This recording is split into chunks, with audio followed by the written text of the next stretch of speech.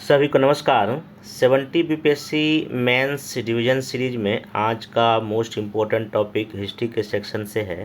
भारत में राष्ट्रवाद और स्वतंत्रता संघर्ष, नेशनलिज्म इन इंडिया और जो फ्रीडम स्ट्रगल हमारे देश में होता है उसको हम कवर करेंगे। इसमें मेनली हम 1885 से लेके 1915 तक के इम्पोर्टेंट घटनाक्रम को डिस्कस करूँगा कि जो बीपीएससी मेंस में शॉर्ट या लॉन्ग क्वेश्चन के रूप में आ सकता है। और वैसे भी देखिए, अगर पूरा का पूरा अगर आप भारतीय स्वतंत्रता संघर्ष पढ़ेंगे 1885 से लेके और 1947 तक कौन कौन सा इम्पोर्टेंट आपको टॉपिक देखना चाहिए, जिसमें सबसे पहले तो भारत में राष्ट्रवाद का उदय, evolution of the Indian nationalism कैसे होता है, उसका क्या फैक्टर, आप इस पर काम करेंगे। उसके बाद जो है ना, कांग्रेस की स्थापना का क्या कारण था या कांग्रेस का क्या उद्देश्य था और कांग्रेस कैसे आगे जाके भारतीय स्वतंत्रता संग्राम में एक बड़ा रोल प्ले करती है, वो देखना है। फिर जो पहला जो फेज होता है 1885 से लेके लगभग आपका 1905 तक जो उदारवादी का फेज होता है चरण का, फिर 1905 से मोटा मोटी लेके 1915 के बीच का मोटा मोटी हम जो नरमदल का जो गरमदल का जो चरण होता है, इन दोनों फेज का क्या उपलब्धियां रहा, इन दोनों फेज का क्या लिमिटेशन रहा, आपको ये भी करके जाना चाहिए। फिर 1915 के बाद से लेके आपको 1947 तक का जो गांधीयन एरा है, जिसमें कि गांधी युग में खास करके नॉन कोऑपरेशन मूवमेंट का घटनाक्रम, फिर आपका इसमें सिविल डिसओबीडियंस का घटनाक्रम और क्विट इंडिया मूवमेंट, ये आपको काफ़ी अच्छे से करके जाना चाहिए। यहाँ से शॉर्ट एंड लॉन्ग कोई भी क्वेश्चन आपका बन सकता है। तो मैं जो लेक्चर लूँगा इस टॉपिक का लगभग 1885 से लेके 1947 तक का, मैं कोशिश करूँगा इन सारे चीज़ों को आपके साथ में डिस्कस करूँ ताकि कोई भी क्वेश्चन आपका मेंस एग्जाम में चाहे शॉर्ट पूछे या लॉन्ग, वो छूटेगा नहीं। और वैसे भी अगर पीवाईक्यू देखिएगा तो क्वेश्चन ऑलरेडी कि भारत में राष्ट्रवाद कैसे उदय हुआ, क्वेश्चन कई बार पूछ चुका है। एक बार स्वदेशी जो मूवमेंट से भी क्वेश्चन आपका पूछ चुका है, उसको भी देखेंगे। सोबिना बगिया तो कई बार क्वेश्चन बीपीएससी पूछ चुका है। व्यक्तिगत सत्याग्रह भी क्वेश्चन कई बार एक दो बार पूछ चुका है। क्विट इंडिया मूवमेंट और ख़ास करके इस मूवमेंट में आज़ाद दस्ता की क्या भूमिका है, उसको लेकर क्वेश्चन पूछ चुका है। बंगाल से बिहार अलग होने की प्रक्रिया, हालांकि मैं इसको अलग से बताऊंगा। बाकी और भी कई सारे टॉपिक पे शॉर्ट नोट्स पूछ चुका है, जैसे कि मजदूर वर्ग और राष्ट्रीय मूवमेंट, 1881 का जनगणना के बारे में पूछ चुका था। जयप्रकाश नारायण और भारत छोड़ो आंदोलन का बीच पूछ चुका है। सुभाष चंद्र बोस के बारे में भी एक क्वेश्चन पूछ चुका है।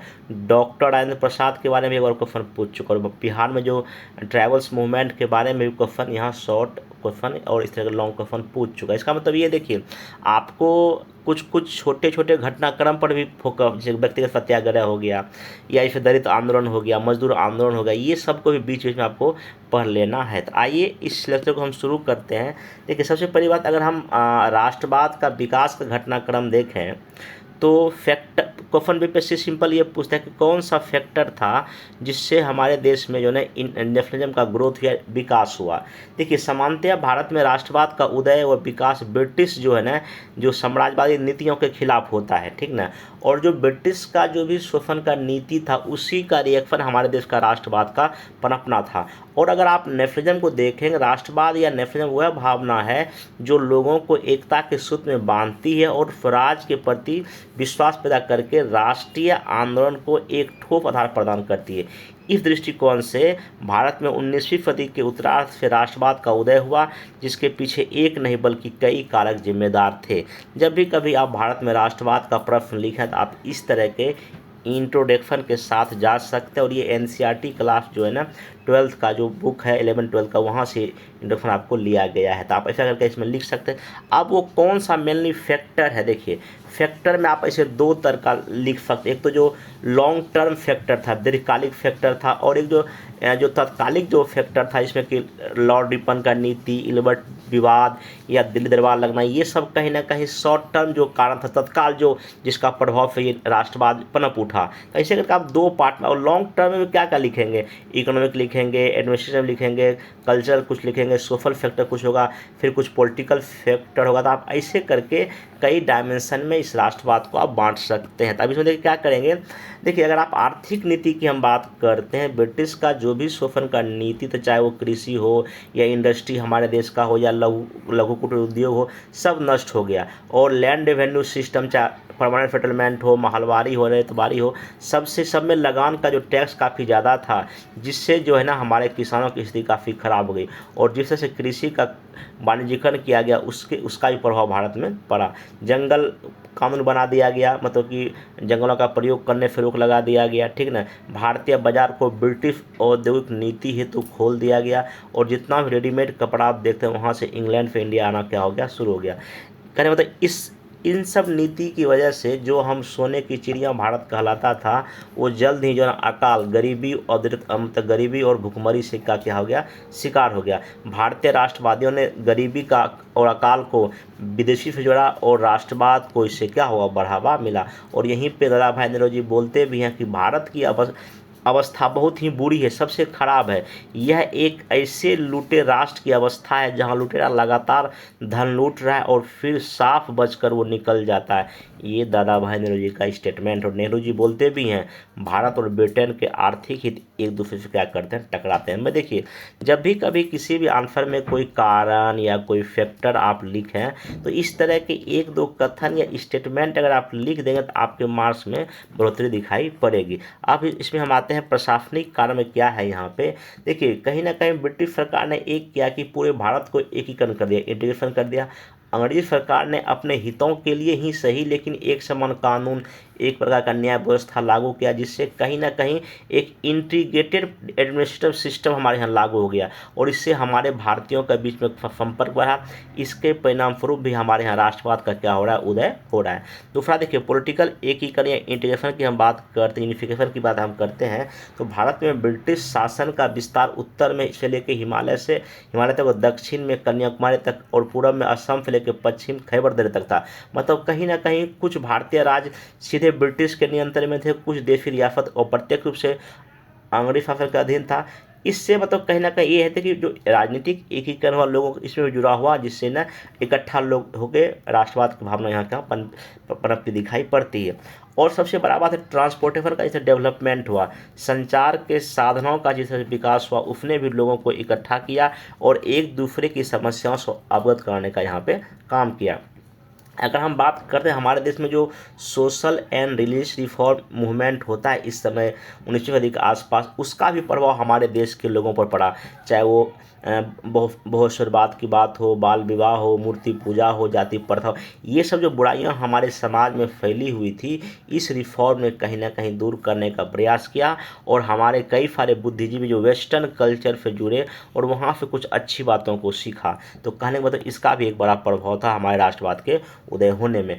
और एक सबसे और बात लिखिएगा, जो मॉडर्न एजुकेशन है और प्रेस और वेस्टर्न जो थिंकिंग है, वो भी हमारे समाज को प्रभावित किया। देखिए, जो वेस्टर्न एजुकेशन से हमने कुछ नई बातें सीखा, चाहे बेंथम को पढ़ा गया, सीले को, मिल्टन को, ये सब बड़े बड़े थिंकर को पढ़ा गया, और हमारे देश के लोगों में एक जो है ना मतलब वैचारिक रूप से वो आगे बढ़े। और कहीं ना कहीं उन्होंने कंपेयर किया कि नहीं, वहाँ तो बहुत वेस्टर्न देशों में स्थिति काफ़ी अच्छी है, हमारे यहाँ खराब है, तो कंपेयर किया गया, तो बाद में आपको देखिएगा मूवमेंट का रूप लेता है। प्रेस और लिटरेचर की भूमिका भी आप दिखा सकते हैं, विभिन्न कविता के माध्यम से, निबंध, उपन्यास या न्यूज पत्रिकाओं के माध्यम से ना भारतीय लोगों को जागरूकता करने का कोशिश किया गया। और इस समय देखिए मिडिल क्लास का उत्थान हो रहा, अंग्रेजों की प्रशासनिक और आर्थिक प्रक्रिया, फिर नगरों में एक मध्य का मिडिल क्लास श्रेणी उत्पन्न हुआ, और ये जो कहीं ना कहीं जो है ना हमारे यहाँ राष्ट्रवाद को ये आगे बढ़ाने का काम किया। और समकालीन समय से कई सारी अंतर्राष्ट्रीय घटनाएं भी था, जैसे कि दक्षिण अमेरिका में स्पेनी और पुर्तगाली उपनिवेशों शासन की समाप्ति से अनेक नए राष्ट्रों का उदय हुआ। इसके अलावा यूनान, इटली के स्वतंत्रता आंदोलन एवं आयरलैंड की घटनाओं ने भी भारतीय को बहुत ही प्रभावित किया। ये सब आप लॉन्ग टर्म जो है ना जो भी काउज था लिखे। लेकिन हाँ, अगर तत्कालिक कर हम आते हैं तो इसमें देखिए 3-4 बात। एक तो लॉर्ड लिटर की विभिन्न प्रतिक्रियावादी नीति, जैसे कि इंडियन सिविल सर्विसेज में 21 वर्ष से घटा के 19 वर्ष कर दिया गया, ठीक ना। इसी समय दिल्ली दरबार का, जब पूरा देश अकाल से जूझ रहा है तो दिल्ली दरबार का भवायोजन किया जा रहा है, वर्नाकुलर प्रेस एक्ट आ रहा है, एक आर्ट्स एक्ट आ रहा है, इलबिट विधेयक आ रहा है। ये सब कहीं ना कहीं तत्कालिक वो कारण बना जिससे हमारे यहाँ राष्ट्रवाद का क्या हुआ, उदय हुआ। और इसी में देखिएगा आप 1885 के 8-10 साल पहले ही कई सारे हमारे यहाँ विभिन्न जो है ना संस्था भी या पॉलिटिकल पार्टी संगठन भी एस्टेब्लिश होता, चाहे ईस्ट इंडिया एसोसिएशन हो, पूना सामूहिक सभा हो, कांग्रेस, ऐसी संस्थाएं थी जिसने इस राष्ट्रवादी चेतना को जागृत करने में एक बड़ा भूमिका निभाया। इस प्रकार हम यह कह सकते हैं कि ब्रिटिश उपनिवेशवादी नीतियां और भारतीय हितों के टकराव ने भारत में एक नए युग का सूत्रपात किया, जिसने परवर्ती राष्ट्र आंदोलन का आधारशिला रखा। अगर आप कभी फैक्टर पूछेगा नेशनलिज्म इन इंडिया कैसे कैसे हुआ, अगर पॉइंट डील कर दें आराम से आप 21, 22, 23 मार्च तक पा सकते हैं। अब इसमें हम आते हैं कि देखिए भारत में जो राष्ट्रवाद का विकास कई फेज में आपको दिखाई पड़ेगा। Evolution of nationalism in India में देखिए, पहला देखिए ईयरली फेज में क्या हो रहा है कि ये कहीं ना कहीं एक भ्रूणावस्था में है और अनन्यूक्लियर है और ये फैला हुआ दिखाई पड़ेगा, जिसमें कि आपका जो भी ट्राइबल्स मूवमेंट आपका हो रहा है। फिर आप मोटामोटी देखिए ये जो मिडिल फेज में इसमें बांट सकते हैं कि 1880 से लेके 1905 के बीच मोटामोटी यहाँ दो फेज, एक तो मॉडरेट का फेज है, उदारवादी चरण है जो कि 1885 से लेके 1905 तक चलता है, और एक एक्सट्रीमिस्ट का है मतलब जिसको हम गरम दल बोलते हैं, ये 1905 से लेकर 1915 के आसपास है। फिर देखिएगा बीच में आपको दो बार नया क्रांतिकारी या रिवोल्यूशनरी फेज आता है, जिसमें कि देखिए एक तो 1900 से लेके मोटा मोटी समझिए 1908-10 ईस्वी तक ये होता है। दूसरा फेज जब नॉन कोऑपरेशन मूवमेंट वापस लिया जाता है तब आप देखिए 1900 लगभग आपका 25 से लेके 1932-33 तक भगत सिंह और जो कई सारे जो क्रांतिकारी वो अपना यहाँ करते हैं, ठीक। और बाद के चरणों में अगर हम बात करेंगे लेटर फेज में 1919 से लेके आपका 1947 जिसको हम गांधीयन युग बोलते हैं, और इस युग में mainly 3 non cooperation movement, civil disobedient movement और आपका क्विट इंडिया मूवमेंट आपका काफ़ी क्या है इम्पोर्टेंट है। तो अगर आप इतना चीज़ को इस तरह से करके पढ़ लेंगे तो आपका एग्जाम में क्वेश्चन नहीं छूटेगा। और जब भी कभी क्वेश्चन ये पूछेगा कि कैसे भारतीय राष्ट्रवाद आगे बढ़ा और कैसे देश को आज़ादी मिला, तो आप इस तरह के फेज को भी अगर लिख देंगे आप बेहतर मार्क्स की ओर जाएंगे। तो भारत में नेशनलिज्म का डेवलपमेंट हम कई फेज या कई चरणों में बांट कर देख सकते हैं, परंतु प्रत्येक अगला देखिए एक लाइन ध्यान रखिएगा, प्रत्येक अगला चरण पिछले चरण से कहीं ना कहीं जुड़ा हुआ था। अर्थात राष्ट्रवाद का एक क्रमिक विकास हुआ, अचानक नहीं हुआ, एक लगातार प्रोसेस हुआ, अंततः इंडिया को क्या मिली, आज़ादी मिली। अब यहाँ ईयरली फेज में अगर हम बात करें तो क्या क्या बात लिख सकते हैं, चाहे वो ट्राइबल्स मूवमेंट का, संथाल का हो, बिरसा का हो, जिसका भी हो, छोटे मोटे पीजेंट मूवमेंट का एग्जाम्पल दीजिए, सिपाही विद्रोह जिसमें बेल्लोर का सिपाही है, और 1857 का महान विद्रोह भी कहीं ना कहीं प्रारंभिक चरण का ही हम इसको कह सकते हैं। इस समय के आंदोलन का जो मेन नेचर या जो प्रकृति आप क्या कह सकते हैं, ये लोकल मुद्दे पर था, एक ही मुद्दे पर लड़ा गया, हिंसक प्रवृत्ति का था, ब्रिटिश विरोधी भावना इसमें शामिल था, और ये मैक्सिमम कहीं ना कहीं असफल ही हुआ और पूरी तरह इसको सफल हम नहीं कह सकते। ये फर्स्ट फेज का। हम आते हैं कांग्रेस की स्थापना के बाद का मोटा मोटी जिसको हम बोलते हैं उदारवादी चरण 1885 से लेकर 1905 के आसपास का। देखिए इसका जो सामाजिक आधार मेनली लैंडलॉर्ड थे, बड़े शहरों के उच्च मिडिल क्लास थे, जैसे कि वकील थे, कोई ज़मींदार थे, मतलब कोई ना कोई बड़े आदमी थे इस समय फेज में। और ये ब्रिटिश जो न्यायप्रियता में बहुत विश्वास रखते थे, जो ब्रिटिश जो भी कर रहा है हम लोग के लिए बेहतर ही करेगा कर रहा है, और केवल जो संवैधानिक दायरे में रहकर ही जो है ना हमको अपनी मांग रखना है, संवैधानिक दायरे से बाहर जाकर कोई मांग हमको नहीं रखना है। हाँ, इस फेज के नेताओं ने कहीं ना कहीं ब्रिटिश का जो इकोनॉमिक पॉलिसी था उसका भरपूर आलोचना किया है, खास करके दादा भाई नेहरू जी ने, ठीक ना। इसमें प्रमुख नेता कौन है, दादा भाई नेहरू जी हैं, फिरोज मेहता हैं, दिनसा वाचा हैं, WP बनर्जी हैं, इस समय के प्रमुख नेता थे। और बिपिन चंद्र एक बड़ा स्टेटमेंट यहाँ देते हैं कि 1885 और ये 85 है यहाँ पे, 1885 से लेकर 1905 तक का समय इंडियन नेशनलिज्म का शैशवा काल था। एरियल नेशनलिस्ट ने इस काल में राष्ट्रवाद की धरती को सींचा, मतलब कि सींचने का काम किया, एवं उसमें गहरे तक राष्ट्रीयता के बीज क्या कर दिए, बो दिए, जुताई भी किया और बीज भी उसमें डाल दिया। अब आगे जाके नेशनल मूवमेंट आगे जाके जो है ना फल भी देगा जब गांधीयन फेज चलेगा। तो आप ऐसे करके अच्छे कंटेंट, अच्छे स्टेटमेंट के साथ आंसर को लिखने का प्रयास कर आपको बेहतर मार्क्स मिलेगा। अब हम आते हैं कि जो एक्सट्रीमिस्ट थे जो 1905 से लेकर 1915 के मोटा मोटी हम फेज तक इसको कह सकते हैं, हालांकि जब लखनऊ समझौता होता है वहाँ तक हम मोटा मोटी कह सकते हैं। उग्र राष्ट्रवाद राष्ट्रवाद या इसको हम गर्मपंथ भी मतलब की चरण कहते हैं।